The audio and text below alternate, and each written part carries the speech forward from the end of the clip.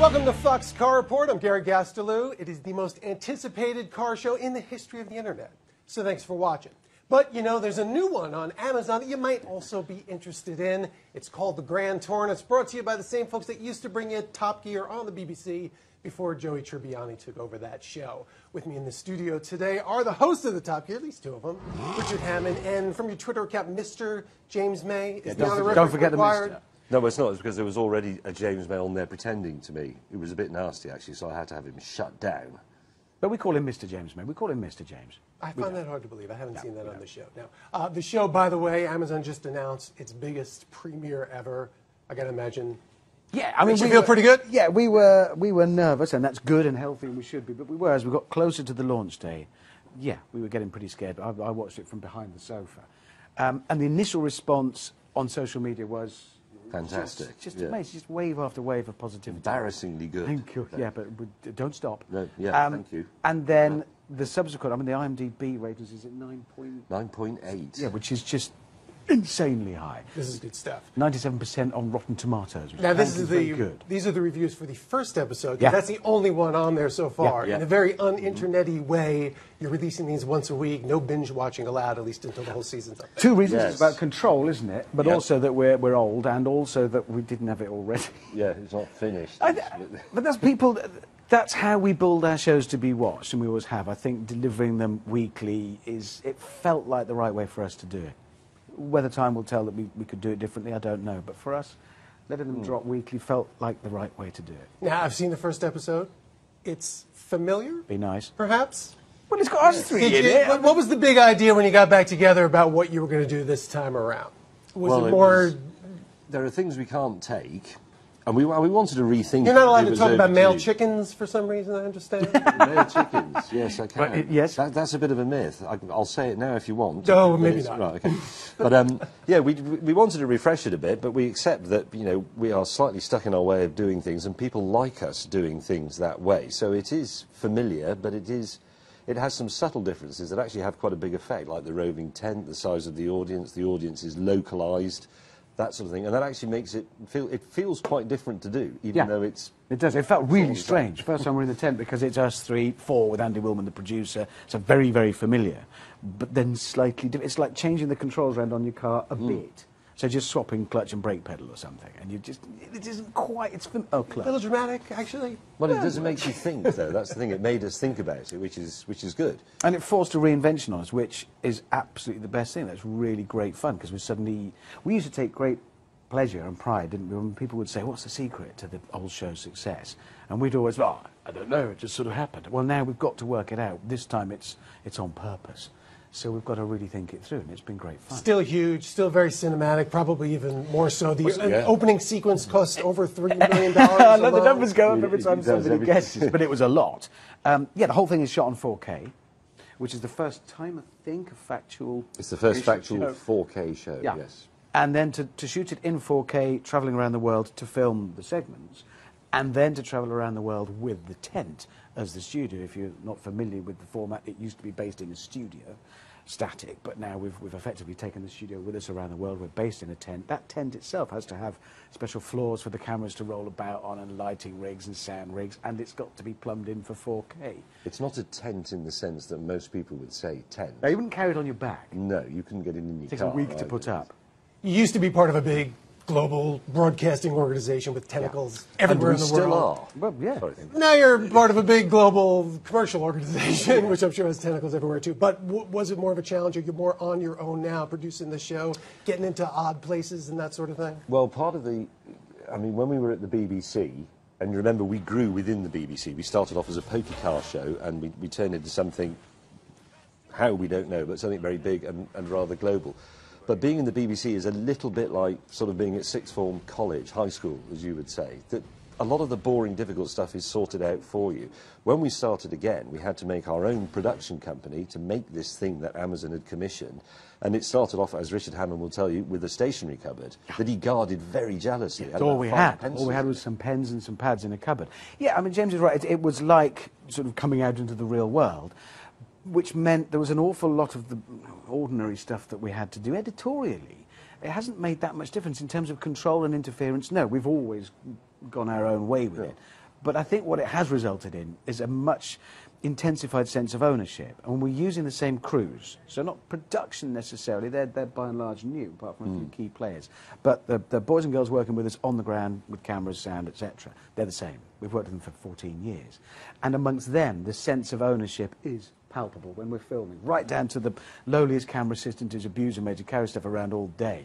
They feel this is ours now, this is our show, and that's great. Who do you make the show for? Is it the car enthusiast, or is it the person sitting on the couch next to the car enthusiast? Make it for us. We sort of make it for ourselves, and that sounds fantastically conceited and a bit selfish, but it's not meant to sound like that. What we do is we know what makes the subject of cars and driving generally accessible, entertaining, funny, self-deprecating, so we simply do that, and people come along for the ride. I think if we started saying we will make this show, even if we were very broad and say we will make an American show or whatever, you'd cringe when you watched it, because we wouldn't be able to... That Top Gear was a BBC show, so it did have that British perspective to it. But we're British. Has that changed? No, at all we're still since Brits travelling the world. Yeah, we are. We can't help being British. We can apologise for it a lot, but it's just the way we are. And when you talk about who's it made for, there's never been any sort of cynical sit-down, scientifically analyse, if we do a bit of this for this kind of person and that demographic we can hit with it. We've never done that.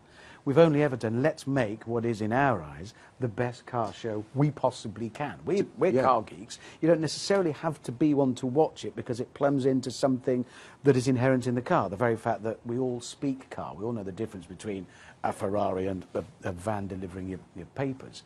We know that much, even if you're not interested in them.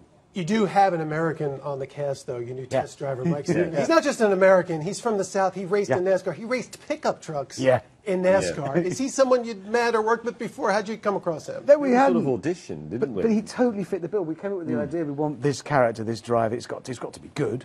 It's got to be American, because that's a sort of nod to our paymasters, if you like. And the role is, it's got to be somebody who has his own particular views, and Mike does. It's great. So he just is perfect. It was sort of, if we'd drawn who we want for that role, it would be Mike Skinner.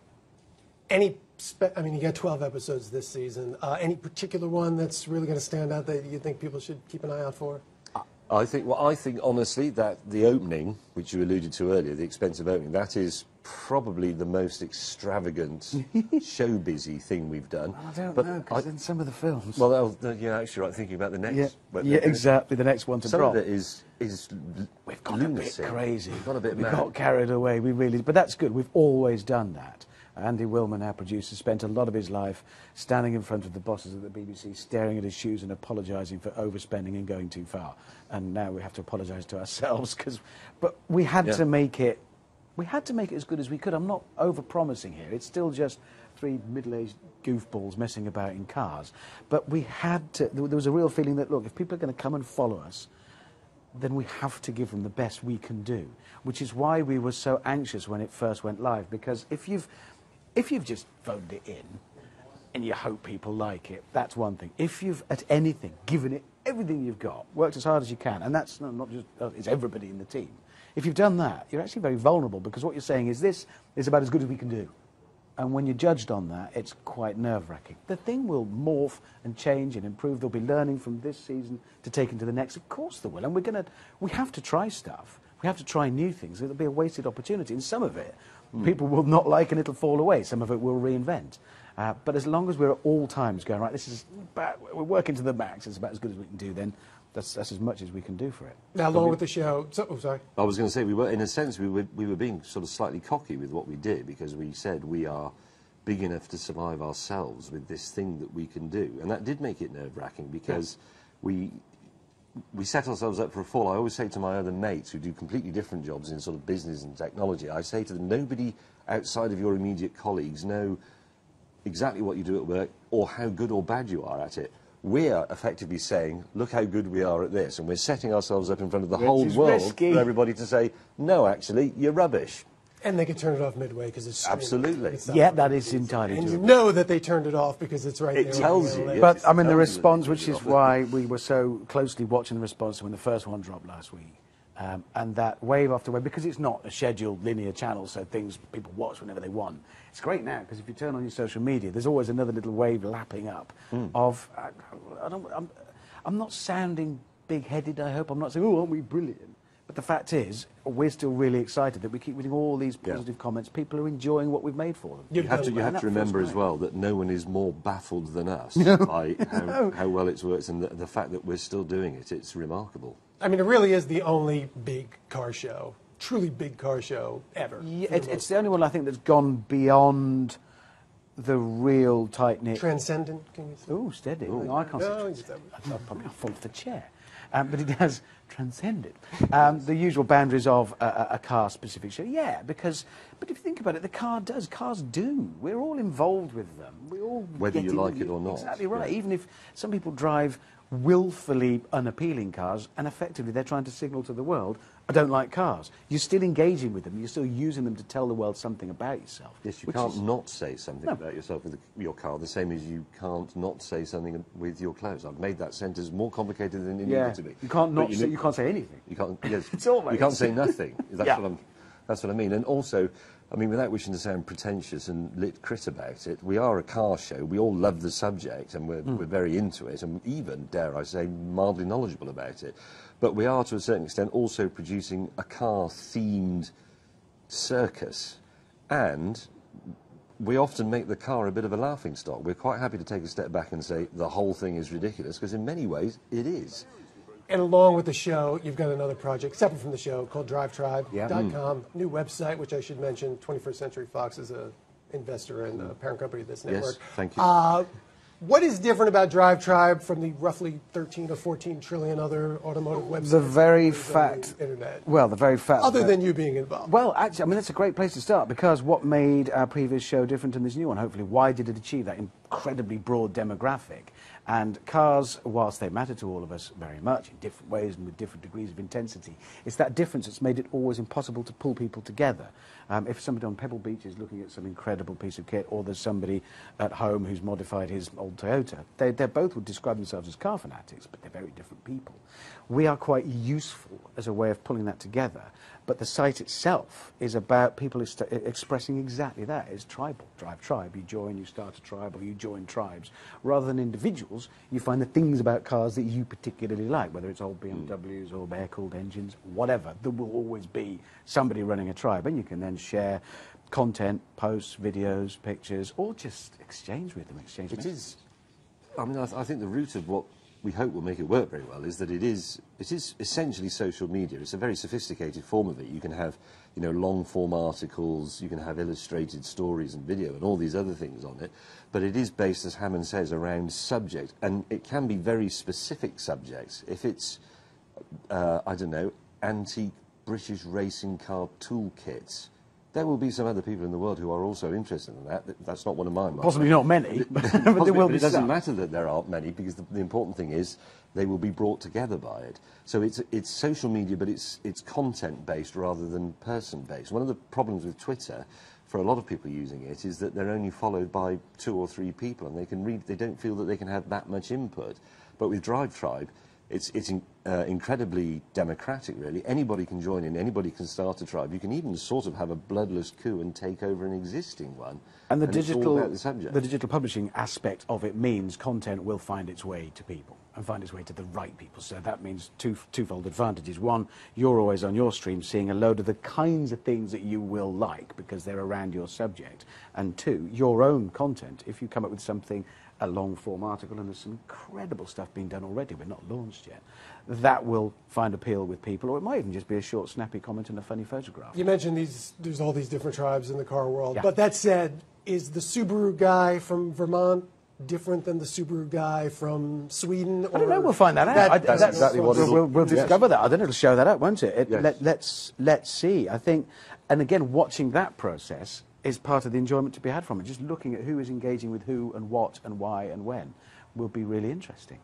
All right, we're going to wrap it up. Can I hit you with a quick clickbait quiz, though, here at the end? Let's do a little Go on. What's it about? Is it about cars? You're caught on a desert island. You get to bring one car with you. Yeah. Keeping in mind there's probably no roads on a desert island and only that one tank of gas. What are you going to pick? G-Wagon, AMG one.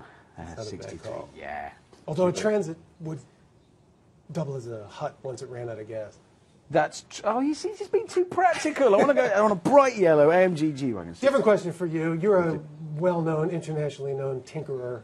One car to work on for the rest of your life, but you can never drive it. Well, I've just But got you a set never of tools drive it. that I can fiddle with it. Well, I think I'd have to take something quite complicated then. I assume I'm going to be on this desert island for many decades, all on my own. I'll take something like that Babs record car with the aero engine in it. A lot of bits and a lot of things to adjust in there. One last question before we go. Brexit, President Trump. Yeah. Are these things good for car enthusiasts? Or Come on, you can't hit me with a question like that at the end. Honestly, I don't, good for car enthusiasts. I don't know. The car industry is another question. The car industry is undergoing such a fundamental sea change at the moment, apart from anything else, makes it for us incredibly exciting because it's been a long time since car makers have been afforded the opportunity to make colossal and hilarious mistakes. So whether it's good or bad, I don't know. The thing is going through change and will do that regardless, won't it? Cars will reinvent and continue. I don't think Brexit will actually materially affect car enthusiasts and car enthusiasm in Britain in the short term. In the long term, if it affects what you can actually buy, how much it costs, maybe, but nobody knows what that is. Nobody knows how to do Brexit. It may be too difficult. We're not in charge. It's with the wrong Hammond and May, just so you know. Yeah, there is a Hammond and May, but it's not It's us. We're the blokes who do the silly car show. And you'll be doing it for the next 3 years. I believe that's on the contract is, so we'll see how this all shapes together. Comes together in the car world. Richard Hammond, Mr. James May, thanks so much for dropping by. Well, thanks for having me. If they do anything particularly ridiculous, which they've been known to do in the past, you can be certainly sure to find it on autos.foxnews.com. Thanks for watching, and check out the Grand Tour on Amazon when you can.